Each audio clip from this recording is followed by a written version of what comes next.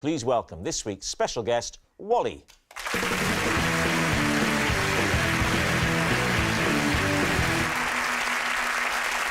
So, Germaine Greer, what is Wally to you?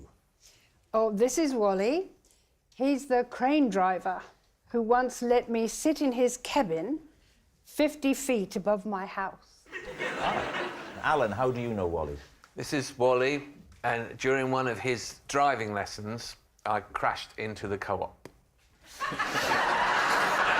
And finally, David, what is your relationship with Wally? This is Wally, and he intervened when I got into a whispered row with a woman in a library. So, there it is. Lee's team, where do you want to start? Wally's got the top half of Alan's face and the bottom half of David's. I think the phone Germaine's got that was in her fridge.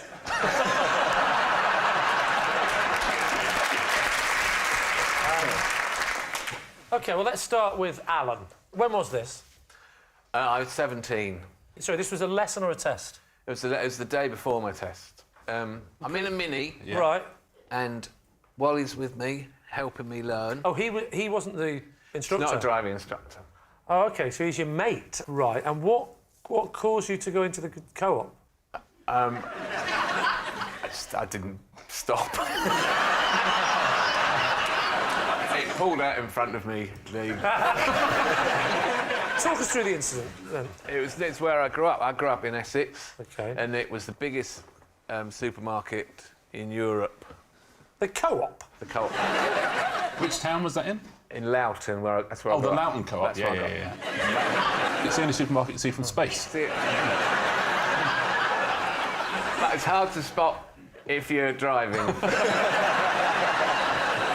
Did you scrape it or did you go No, bang straight into it? into it. Into a window or a wall? The wall. Sorry, Instead of braking, I accelerated. How much damage did you do to the car? Well, it wouldn't go. Really? Was that bad? I can't get over the hair. They've got to be mates. Right. They come from that town where that is the hair. Yeah, it's the size of How what we do. did the manager of the co-op, who came out with presumably the same hairstyle,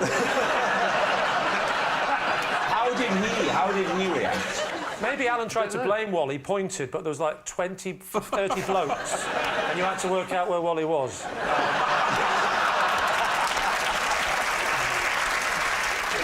So the manager came out, and what was the response? I don't remember anyone coming out. The car has gone into the wall of the co-op, and everything just carries on. Did you have to put £1 into the back to release it?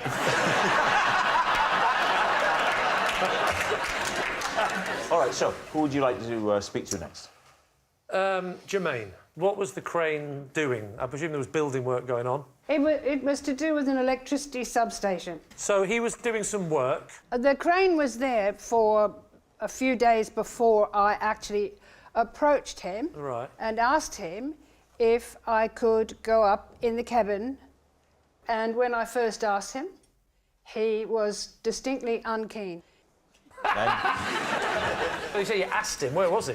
Or did you shout? He, Can I come up to your cabin? he, I want to sit on your crying in your cabin! Come on! I'll be a dingo, let me in your cabin! Was that roughly the conversation? he'd come down off the crane. Oh, he was already down, ready to go home. You grabbed him away. So I asked if I could nip up and have a look at him. And did he go up with you? No, well, the thing is, he didn't really want to do it. So I did my best to persuade him. How did you persuade him? You put a white hanky over his mouth and took it? You said, smell that, and he woke up in the cabin.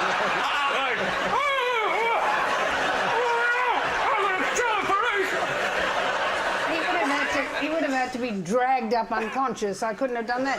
Let It was me only the just say that. practicalities that stopped her from doing it. Let me simply say that money changed hands. Oh, and how much did he have to pay you? So did you both go up to the cabin? He said I had to go first, just in case I missed my footing. And he went up right behind you? Not right. Wally, you pervert!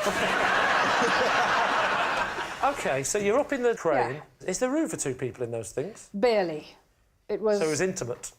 Not really, but it was You can't have it both uncomfortable. ways. You certainly can't have it both ways in that. It's too small. Have some respect for Germaine Greer. So sorry about my friend. It was pretty cramped, but he showed me how you use the controls. You're telling me now that you actually had a go of it, No, I didn't have a go of but it. he showed you how to do But it. I can use a digger and an excavator, so I know how to balance the two hands. Why do you know how to use a digger? Well, because I dig holes. What about David? David, can you remind me of your statement? This is Wally, and he intervened when I had a whispered row with a woman in a library. What was the row about? It was about noise. Who started the row? Who started the row? Well, I would say she started it, but the noise that it was about was my responsibility. I was in the loo. Was what? What? I was in the loo when the noise happened, but the noise didn't emanate from the loo. It was my phone made the noise while I was in the loo, because it was on silent, but it vibrated and sort of... Where was it? On the, you left I'd it in the left it library? on the table. Oh, by you'd left the thing, gone to the by toilet. my laptop. So you come back from the toilet.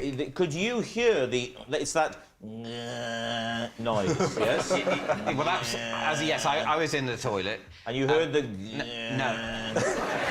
No, I couldn't hear that noise from...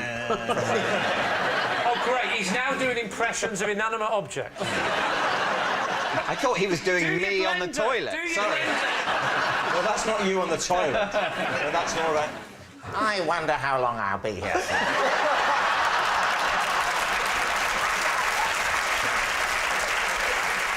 So, what happens next? Well, I come out of the toilet and she's immediately incensed and comes up to me and has a massive whispered go at me. What did she say? She's like, I've been trying to work in here and you've been making noise all the time and that phone has gone off 2 or 3 times. And I'm sort of going, I'm sorry, I didn't realise. I just left it there. There's no need to take that tone with me, though. There's no need to be so rude. I'll turn my phone off now. I'm sorry, but, you know...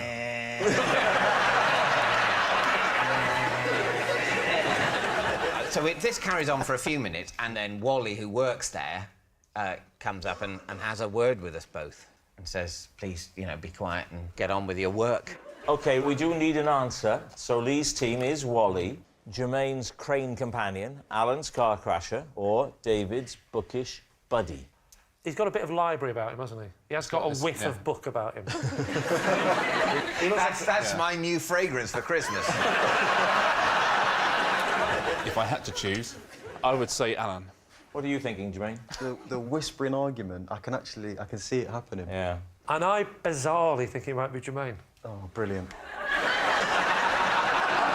OK, so Germaine thinks it's David. Yeah, I think it's Alan. You think it's Alan. And you think And I it's think Germaine? it's Germaine. Let's say Germaine, then. Germaine has to pick? Yeah, I think Germaine should say Germaine. I'm handing the leadership qualities over to Germaine All right. and letting him decide who it is. What do you say, providing he Germaine? says Germaine. We collectively think it's David. No! No, we don't! You're saying David? OK. So, Lee's team, after a thorough democratic process, are settling on David. Wally, would you please reveal your true identity? My name is Wally, and I was teaching Alan how to drive when he crashed into the co-op car park. Thank you very much, Wally.